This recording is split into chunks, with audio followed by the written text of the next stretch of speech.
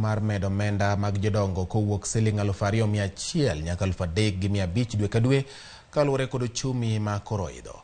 Alice Ng'ang'a ma bende en achiel kuom jodito e komiti ma ochung' ne weche mag rito gande od bura owacho ni omenda ma jodongo yudo tin kaluwore gi ochumi moidho kendo gibedo gi pek nyiewo yedhe kod chiemo.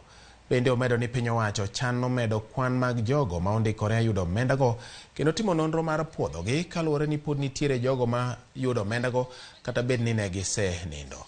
Ng'ang'a bende omedo ni gibiro timo nonro mar golo nyinge jogo ma yudo omendago tok chik. Suggestion will be giving them money, transfer the money every month, and also we raise the money from 2,100 to about 3,500 because times have changed, things have changed, medication has changed, food has changed. So we are proposing that. We are also proposing that the modality of giving out or transferring money, we need to do it overhaul and redo it again. Some people passed on and they still receive money. Nobody has ever cancelled that money. There are others who have already clocked 70 that time. By the time it was enacted, there were 64. Right now they are 70. We need also to include them. Tukitaka iongezwe, kwa sababu hata hiyo haitoshi mahitaji ile tuko nayo.